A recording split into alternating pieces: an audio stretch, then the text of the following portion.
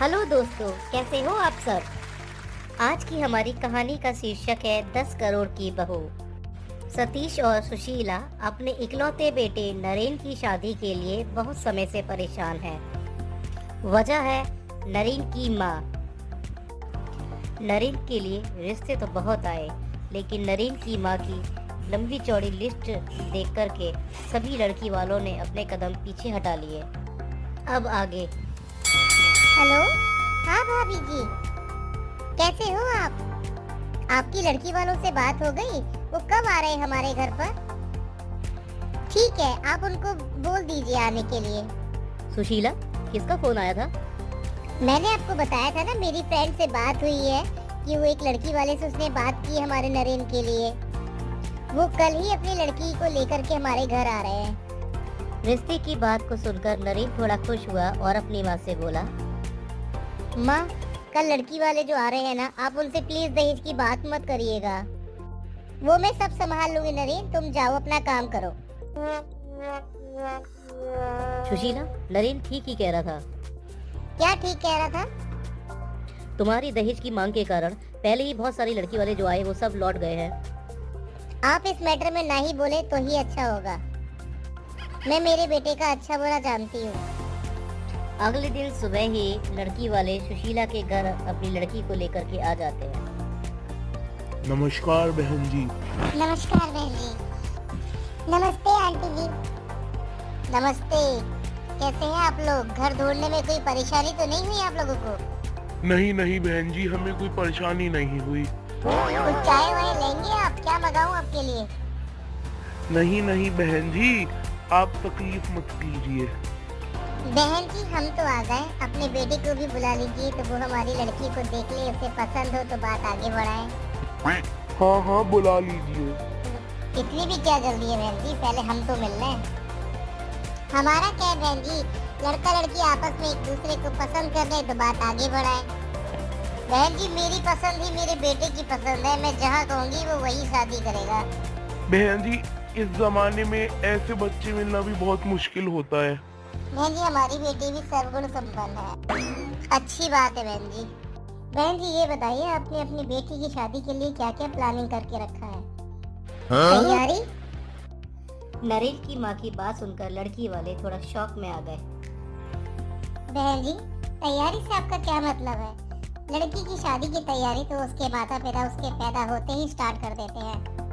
हाँ बहन जी, हमने भी अपनी बेटी के पैदा होते ही उसके लिए धीरे धीरे थोड़ा थोड़ा धन जोड़ना शुरू कर दिया था। मिडिल क्लास फैमिली आखिर ऐसा ही करती है। Middle class? हाँ बहन जी, मिडिल क्लास की यही कहानी है। भाई साहब, मिडिल क्लास तो आजकल सिर्फ कहने के लिए मिडिल क्लास रह गया है। अभी 2 महीने पहले ही मेरी बहन की बेटी की शादी हुई है, उसने 5 करोड़ रुपए खर्च किए उसने। 5 करोड़? भाई साहब, ये हमने कुछ लिस्ट बना रखी है, आप देखो, आप इस लिस्ट को पूरी कर सकते हो कि नहीं? बहन जी, ये लिस्ट तो बहुत ही लंबी है। आप देख लीजिए भाई साहब, अगर आपकी हैसियत हो तो बात आगे बढ़ाते हैं। हम आपको सोच विचार करके बताते हैं बहन जी, अभी हम चलते हैं। धन्यवाद। हैसियत होती नहीं है और लड़की की शादी करने के लिए चले हैं। इसी तरह नरेन के लिए जितने भी रिश्ते आते हैं सबके सामने उसकी माँ अपनी लिस्ट रख देती और वो बेचारे उदास होके लौट जाते। ऐसे ही बहुत समय निकल गया और नरेन के लिए कोई अब नया रिश्ता भी नहीं आ रहा था। समाज में हर तरफ नरेन की माँ की लालच की खबर आग की तरह फैल चुकी थी। इसलिए कोई भी अपनी लड़की का रिश्ता लेके उनके यहाँ जाना पसंद नहीं करता था। इसके कारण नरेन बहुत दुखी रहने लग गया और उसकी शादी की उम्र भी निकली जा रही थी। बेटा, तैयार होके कहाँ जा रहा है? माँ, मैं अपने दोस्त की एनिवर्सरी की पार्टी में जा रहा हूँ। अच्छा ठीक है, जाओ जाओ, तुम्हारा मन भी बहल जाएगा। खूब एंजॉय करना। माँ की बात को सुनकर नरेन अपने दोस्त के घर पार्टी में चला गया। नरेन की दोस्त की पार्टी में बहुत सारे गेस्ट आए थे। वहाँ पे जाके नरेन को थोड़ा सा अच्छा लगने लगा और वो वहाँ पे पार्टी को एंजॉय करने लगा। हेलो गाइस, कैसे हैं आप सब? मुझे पूरा विश्वास है आप लोग पार्टी को तो एंजॉय कर ही रहे होंगे, लेकिन दिल थाम के बैठिए। Put your hands together for Mr. And Mrs Sharma, हमारी पार्टी की शान मान और आन और हमारे पार्टी के एक होस्ट, वो अब आपके सामने एक परफॉर्मेंस देंगे और हमारी तरफ से उन सबको शादी की सालगिरह की बहुत बहुत शुभकामनाएं। Thank you. बाजने प्यारे खुटमा ठुमक ठुमक जब हिट छे तू पहाड़ी बाटोमा छम छमा पायल घुंगरू बाजने प्यारे खुटमा लाल त्यार कंगना हाथ में चूड़ी छनहरा लाल त्यार कंगना हाथ में चूड़ी छनहरा चुनरी तेरी आए हाय चुनरी तेरी चमकनी गुलाबी शरारा अरे थैंक यू। क्या गजब की परफॉर्मेंस दी है मिस्टर एंड मिसेस शर्मा ने, वाकई। अरे दादाजी आप प्रणाम। खुश रहो बेटा खुश रहो। नरेन हो ना तुम? हाँ दादाजी। और बेटा तुम्हारी शादी वादी हो गई? दादाजी की बात सुनकर नरेन फिर उदास हो गया और अपने घर वापस आ गया। अरे आ गया बेटा, कैसी रही पार्टी? अपनी माँ को बिना कुछ कहे नरेन अपने कमरे में चला गया। क्या हो गया इसको? इसका मूड अभी भी ठीक नहीं लग रहा है जबकि पार्टी में से आ रहा है।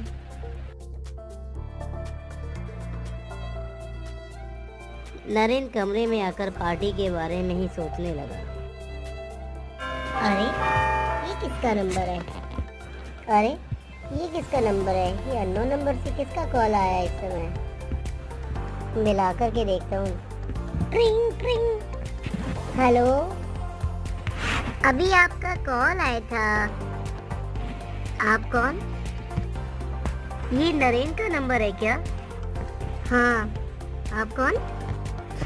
नरेन तुमने मुझको नहीं पहचाना? नहीं पहचाना। नरेन मैं मिताली, आया याद कुछ? अरे मिताली, अरे तुमको कैसे भूल सकता हूँ? आज इतनी सालों के बाद मेरी याद कैसे आई तुमको?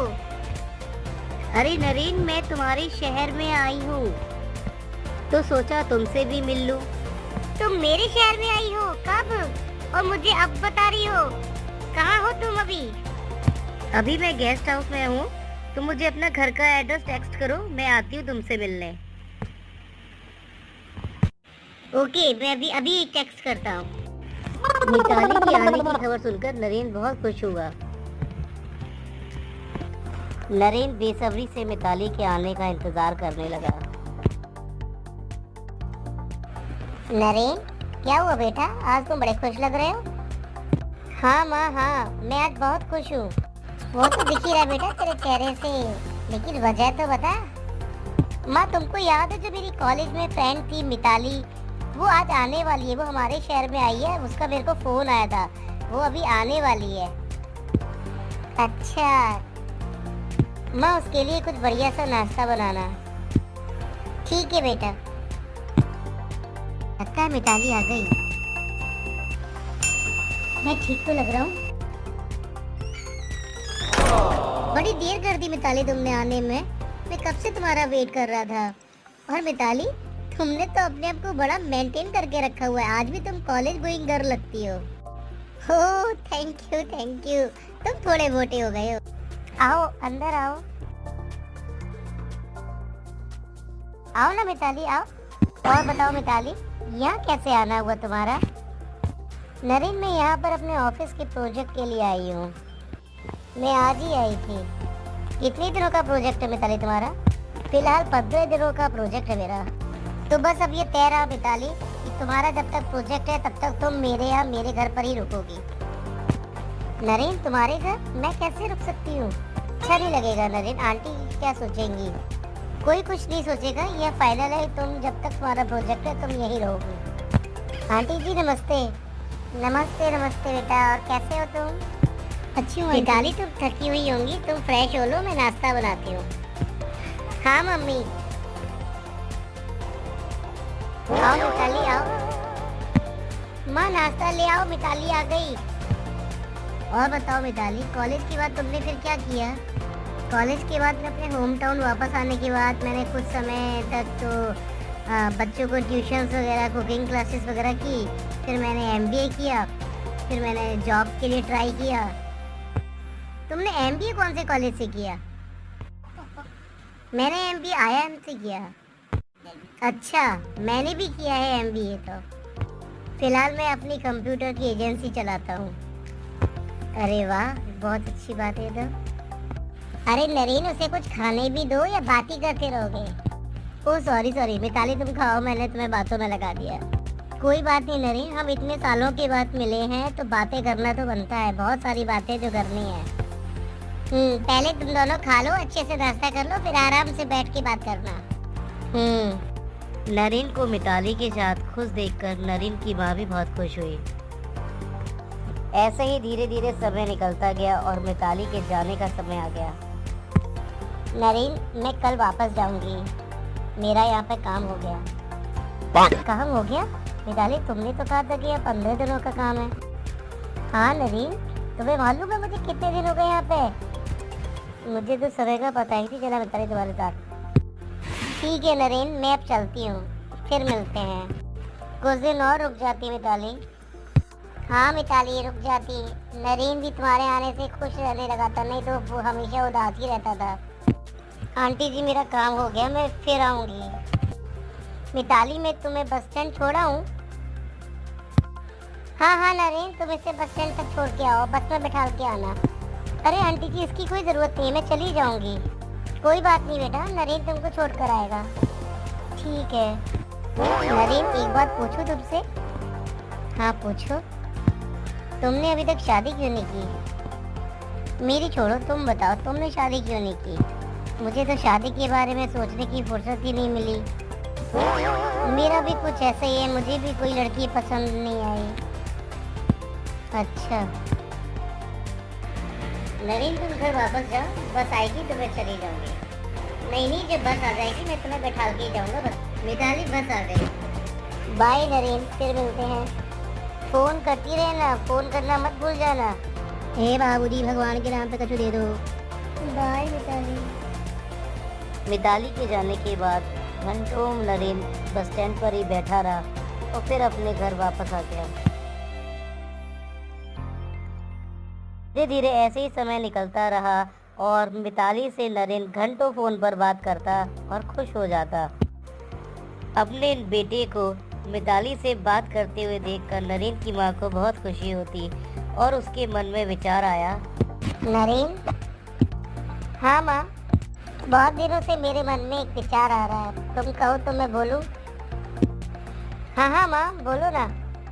मैंने तुम्हें आज से पहले कभी इतना खुश नहीं देखा। जब से मिताली आई है तब से तुम बहुत खुश रहने लगे उसके साथ। तो मैं सोच रही हूँ, क्या तुम... हाँ माँ, बोलो ना, रुक क्यों गई? बेटा, वो मैं ये पूछना चाह रही थी, क्या तुम मिताली को पसंद करते हो? उससे शादी करना चाहते हो? माँ, ये तू क्या पूछ रही है माँ? तू कहना क्या चाहती है? बेटा, मैं ये पूछना चाह रही हूँ, अगर तुझे मिताली पसंद है तो हम उसके घर वालों से शादी की बात करें। माँ की बात को सुनकर नरेन पहले तो खुश हुआ और फिर उदास हो गया। क्या हुआ नरेन? तू तो अभी इतना खुश था, अचानक से फिर उदास क्यों हो गया? मैंने ऐसा क्या कह दिया? माँ, मिताली एक मिडिल क्लास फैमिली को बिलोंग करती है। वो तुम्हारी दहेज की लंबी चौड़ी लिस्ट को पूरा नहीं कर सकते माँ, इसीलिए तो मिताली जॉब भी करती है। और तुम बिना दहेज की तो शादी मेरी उससे होने नहीं दोगी, तो फिर मुझे सपने दिखा करके क्या फायदा माँ? नरेन की बात को सुनकर जैसे उसकी माँ को झटका सा लगा और उसे एहसास हुआ कि वही है जो उसके बेटे की खुशी के बीच में आ रही है, और उसे एहसास हुआ कि वो कितनी बड़ी गलती कर रही है, क्योंकि 10 करोड़ लेकर के आने वाली बहू तो नहीं हो सकती, वो सोने की गुड़िया जरूर हो सकती है। और उसने मिताली को ही अपनी बहू बनाने का निश्चय कर लिया और नरेन से बोली, नरेन मेरी बात सुन। हाँ माँ बोलो। तू मिताली को फोन कर और उससे बोल कि हम कल ही उससे पेरेंट्स से मिलने आ रहे हैं। हाँ पर वो तू परवर सब छोड़, तू बस मिताली को फोन कर और उससे बोल कि कल हम उसके माँ बाप से मिलने आ रहे हैं। सच में माँ, मैं उसे अभी फोन करता हूँ। नरेन की खुशी का तो जैसे ठिकाना ही ना रहा और अगले ही दिन वो तीनों मिताली के घर पहुंच गए शादी की बात करने। बहन जी हमारा बेटा तो खोया खोया सा रहने लगा है जब से मिताली घर से गई है। हमारी मिताली का भी ऐसे ही हाल है बहन जी। ये तो बहुत अच्छी बात है बहन जी। अगर लड़का लड़की दोनों राजी हैं तो फिर किस बात की देर, इन लोगों की जल्दी शादी करा देते हैं। क्यों मिताली, क्या कहना है तुम्हारा इस बारे में? जैसा आप चाहो पापा, मुझे कोई प्रॉब्लम नहीं है। जब मिताली की तरफ से भी हाँ है तो अगले महीने की 15 तारीख बहुत शुभ तिथि आ रही है, तो क्यों ना हम इन दोनों की शादी उस 15 तारीख को ही कर दें। क्या विचार है आपका इस बारे में बहन जी? हमको भी कोई प्रॉब्लम नहीं है बहन जी, जैसा आप चाहें। बहन जी लेकिन मैं एक चीज जानना चाह रहा था, आपकी कोई डिमांड तो नहीं है शादी को लेके? डिमांड? नहीं नहीं भाई साहब, हमारी तरफ से कोई डिमांड नहीं है। आप जो देना चाहो अपनी बेटी को देना, हमारी कोई डिमांड नहीं है। हाँ भाई साहब, ये बिल्कुल ठीक कह रहे हैं। मिताली जैसी सुंदर, सुशील, पढ़ी लिखी और सबसे बड़ी बात, मेरे बेटे की पसंद मुझे 10 करोड़ लेके कभी नहीं मिलेगी। तो बहन जी इसी बात पे मुंह मीठा कीजिए। हाँ बिल्कुल बहन जी, मुंह मीठा करना तो बनता है, आप भी कीजिए। ठीक है भाई साहब, अब हम चलते हैं। ठीक है भाई साहब, नमस्ते। और फाइनली मिताली और नरेन की शादी हो ही गई। और इस तरह आखिर एक माँ को अपने बेटे की खुशी के आगे अपनी जिद को छोड़ना ही पड़ा। दोस्तों, अगर आपको हमारी यह कहानी अच्छी लगी हो तो प्लीज़ लाइक एंड सब्सक्राइब और शेयर ज़रूर कीजिए। दोस्तों फिर मिलते हैं बहुत जल्दी एक नई कहानी के साथ। धन्यवाद।